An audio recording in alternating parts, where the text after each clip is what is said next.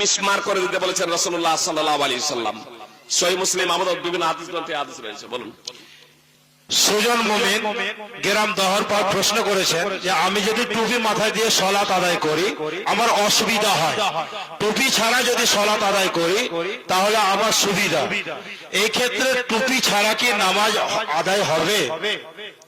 জি, এক ব্যক্তি প্রশ্ন করেছেন টুপি মাথায় দিয়ে নামাজ পড়লে আমার অসুবিধা হয়, তো টুপি ছাড়া যদি নামাজ পড়ি তাহলে নামাজ হবে কি? প্রথমে বলি আপনাদের যে টুপি পড়লে যে 10 নেকি বেশি পাওয়া যাবে বা 1 নেকি বেশি পাওয়া যাবে এমনটি না, এগুলো পোশাকের অন্তর্ভুক্ত। বুঝতে পেরেছেন? পোশাকের অন্তর্ভুক্ত। অবশ্য যখন আপনি নামাজ পড়বেন তখন সর্বদা লক্ষ্য রাখবেন আপনার ভালো পোশাক পরিষ্কার পরিচ্ছন্ন হয়ে, এমনকি আপনি টুপিও মাথায় দিন, পারলে পাগড়িও দিন, আতরও লাগান শরীরে, একবারে পরিষ্কার পরিচ্ছন্ন হয়ে। তার কারণ আপনি আল্লাহর সম্মুখে দাঁড়াচ্ছেন, আল্লাহর কুমুলিল্লাহি কানিতিন, আপনি আল্লাহর জন্য দাঁড়াচ্ছেন। অতএব সেখানে একেবারে মার্জিত ভাবে ভালোভাবে পরিষ্কার পরিচ্ছন্ন হয়ে একাগ্র চিত্তে আল্লাহর ধ্যানে মগ্ন হবেন। এবার কথাটা হলো, যদি খালি মাথায় নামাজ পড়া হয় তাহলে নামাজ পড়া যাবে কি যাবে না? নামাজ পড়া যাবে, বিন্দুমাত্র নামাজে সমস্যা হবে না। তবে একটা বিষয় বলি, না আমাদের সমাজে একটা ধারণা আছে যে নামাজের জন্য টুপি, টুপিটা শুধু নামাজের জন্য না, পাগড়ি শুধু নামাজের জন্য না, আপনি সব সময় পড়েন, কোনো সমস্যা নেই। আজকালকার আমাদের মসজিদে অনেক সময় দেখা যায় যে মসজিদের টুপি রেখে দেওয়া হয়েছে তাল পাতা, অনেক সময় এরকম কাপড়ের টুপি, আর তারপরে অন্য কেউ তেল মাখে গিয়েছে, পরিষ্কার হয়নি, একেবারে নোংরা। আরে যেখানে বলা হচ্ছে আত-তাহুরু শাতরুল ঈমান, পরিষ্কার পরিচ্ছন্নতা অর্ধেকটা ঈমান, আর ওই মসজিদে আপনি নোংরা জিনিস রাখছেন। ওই ধরনের টুপি রাখবেন না। মানে মানুষের আকীদাটা, ধারণাটা কত খারাপ। একদিনকার ঘটনা, ব্যাঙ্গালোর থেকে আসছিলাম আপনার এতে হাওড়া স্টেশনে, মাগরিবের টাইম হয়ে গেছে, এশারের টাইম, ট্রেন ছাড়তে লেট আছে, তো আমি ভাবলাম যে নিচে মাগরিবের সাথে জামা পয়না সারাদিন করে নামাজটা পড়েই নি। আমার যে রুমালটা ছিল, সাদা একটা রুমাল, ওই রুমালটাকে মেঝেই পেতে দিলাম, আর মেঝেই পেতে দিয়ে ব্যাগটাকে সামনে রেখে তাকে সুতরা করে নামাজ পড়তে শুরু করলাম। এবার রুমাল যখন আমি রেখে দিয়েছি, টুপি ছিল না আমার কাছে সেই সময়, আমার কাছে ছিল রুমাল, রুমাই মাথায় দিয়েছিলাম, রুমালটা বিছিয়ে দিয়েছি যাতে জামা কাপড়ে ধুলো না লেগে যায়, রুমালটাই পড়ে উল্টে তাকে আবার মাথায় দিয়ে দেবো। রুমাল পেতে দিয়েছি, এক ভদ্রলোক কি করেছেন, তার পকেটে যে হাত মোছা নাক মোছা রুমালটা থাকে, সেই রুমালটা আমার মাথায় বেঁধে দিয়েছে।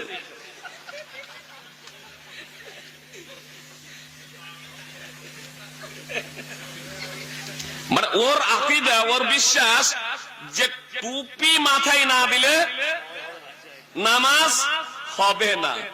আরে বড় জোর যারা বলেছেন, টুপিকেও তো অনেকেই বলেছেন, টুপি পাগড়িকে বলেছেন অভ্যাসগত সুন্নাত, এটা সবাই পড়তেন, আবু জাহাল আবু লাহাবেরাও পড়তো, মুশরিকরাও পড়তো আরবে। বুঝতে পেরেছেন?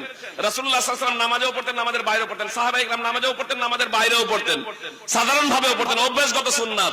বড় জোর তারপরে ধরলাম, কেউ বলেছে মুস্তাহাব, কেউ বলেছে মুস্তাহাব, কিন্তু দাড়ি রাখাটা হলো ওয়াজিব, কাটাটা হলো পাপ কাজ। একবারও জিজ্ঞেস করে না যে দাড়ি কেটে নামাজ পড়া যাবে কি। দাড়ি কতটা বড় রাখা যাবে, না রাখলে গুনাহ হবে কি? ভাই সকল, দাড়িকে তার স্বাভাবিক অবস্থায় ছেড়ে দিতে হবে, দাড়ি তার স্বাভাবিক অবস্থায় ছেড়ে দিতে হবে। বিস্তারিত ব্যাখ্যা বিশ্লেষণ নয়, আল্লামা নাসিরুদ্দিন আলবানী রাহিমাহুল্লাহর তাহকিক আমার পড়া আছে, সেখানে যে দু তিনজন সাহাবীর আমল হিসেবে উল্লেখ করেছেন, আসলে কিছু সহি আছে এবং কিছু দুর্বল আছে। যেগুলো সহি আছে সাধারণত হজের সাথে সম্পৃক্ত, যেমন আব্দুল্লাহ ইবনে উমর রাদিয়াল্লাহু তাআলা আনহু বর্ণনা সহিহ বুখারীতে আছে, ইযা হাজ্জা আবি তামারা, যখন হজ বা উমরা করতেন তখন এইভাবে দাড়িটাকে ধরতেন। হজ বা উমরা শেষে মাথা মুন্ডন করতে হবে অথবা চুল ছোট করতে হবে, মাথা মুন্ডন অথবা চুল ছোট করতে হবে। তো এটা তো করতেনই। আব্দুল্লাহ ইবনে উমর রাদিয়াল্লাহু তাআলা আনহু তার আমল, তিনি দাড়িটাকে এইভাবে ধরতেন আর ধরার পরে এই মাথাটাকে কাটতেন। ইদা হাজ্জা আবি তামারা, এর তাৎপর্য কি হলো যে হজ উমরা যখন করতেন না তখন তিনি তার দাড়িও কাটতেন না। এবার আসুন, আল্লাহ রাসূল সাল্লাল্লাহু আলাইহি ওয়াসাল্লাম হজ উমরা করেছেন না করেননি? আল্লাহ রাসূল সাল্লাল্লাহু আলাইহি সাল্লাম হজ উমরা করার পরে যদি দাড়ি কাটতেন তার বর্ণনা থাকতো না? আল্লাহ রাসূল দিনে কি করলেন, রাতে কি করলেন, স্ত্রীদের সাথে কিভাবে খাওয়া দাওয়া করেছেন, সমস্ত কিছু বর্ণনা করেছেন মায়েশা আল্লাহ রাসূল সাল্লাল্লাহু আলাইহি সাল্লামের অর্ধাঙ্গিনীগণ, সেই সমস্ত জিনিসও বর্ণনা করেছেন।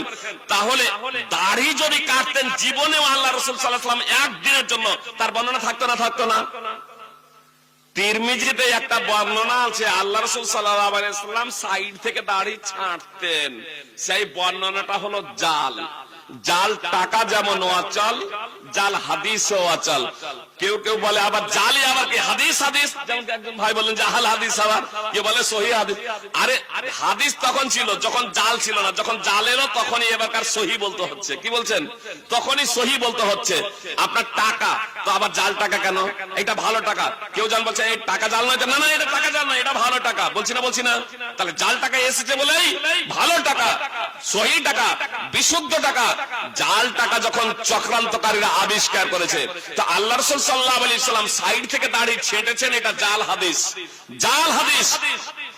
বিশুদ্ধ হাদিস হলো রাসূলুল্লাহ সাল্লাল্লাহু আলাইহি সাল্লাম দাড়িকে তার স্বাভাবিক অবস্থায় ছেড়ে দিয়েছেন। এজন্য সৌদি ফতোয়া কমিটি তারা বলছেন দাড়ি মুন্ডানো অথবা ছোট করে রাখা দুটোই সমান, দুটোই মহাপাপ। এজন্য দাড়িকে তার স্বাভাবিক অবস্থায় ছেড়ে দেবেন। বাজিতপুরে একটা বোন আমার প্রশ্ন করেছে, সানিয়া খাতুন, যে আমার কোন মেয়ে যদি হানাফি মাযহাবের কোন ছেলের সঙ্গে বিয়ে হয়, সেই বাড়িতে নামাজ আদায় করতে গিয়ে তাদের সঙ্গ হয়ে নামাজ আদায় করতে পারে কি? প্রশ্ন করেছেন। প্রত্যেক মুসলিমের পিছনে নামাজ বৈধ। প্রত্যেক মুসলিমের পিছনে প্রত্যেক মুসলিমের সাথে নামাজ আদায় করা যাবে। তবে একটা বিষয় সর্বদা লক্ষ্য রাখতে হবে যে আমরা নামাজ পড়বো কিন্তু মুহাম্মদ সাল্লাল্লাহু আলাইহি সাল্লামের পদ্ধতিতে। আমরা নামাজ পড়বো মুহাম্মদ সাল্লাল্লাহু আলাইহি সাল্লামের পদ্ধতিতে। তার কারণ রাসূলুল্লাহ সাল্লাল্লাহু আলাইহি সাল্লাম বলেছেন সাল্লু কামা রাআইতুমুনি উসাল্লি, তোমরা আমাকে যেভাবে নামাজ পড়তে দেখেছো সেইভাবে তোমরা নামাজ পড়ো। সহিহ বুখারী হাদিস নম্বর 631। একটা কথা শুধু এখানে বলে দিয়ে আজকে এখানে বক্তব্য করে দেব, তাই অনেকে গেছে।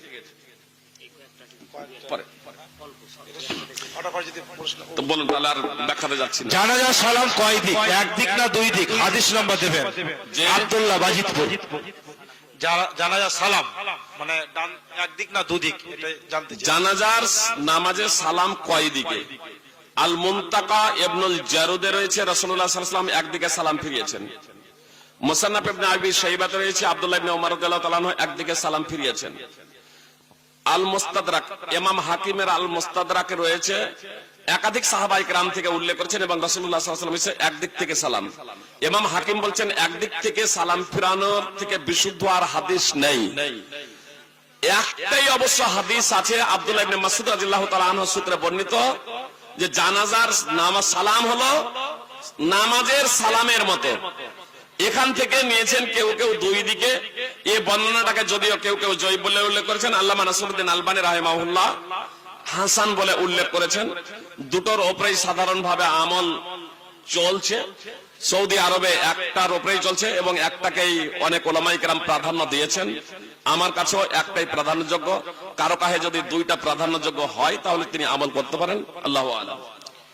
পলাশ, বাজিপুর থেকে একটা প্রশ্ন এসেছে যে বর্তমান সমাজে একটা রেওয়াজ আছে মসজিদ খরচা। এই মসজিদ খরচার বিধান কি? বিয়েতে মসজিদ খরচার কোনো সম্পর্ক নেই। আল্লাহ রাসূল সাল্লাল্লাহু আলাইহি সাল্লামকে একজন এসে বলল যে আল্লাহ রাসূল বিয়ে করতে চাই, বলে যে মোহর শরফ কিছু নিয়ে এসো। বাড়ি গেল, কিছুই পেল না। আল্লাহ রাসূল সাল্লাল্লাহু আলাইহি সাল্লাম বলছেন যে একটা লোহার আংটি হলেও নিয়ে এসো, কিছুই পেল না।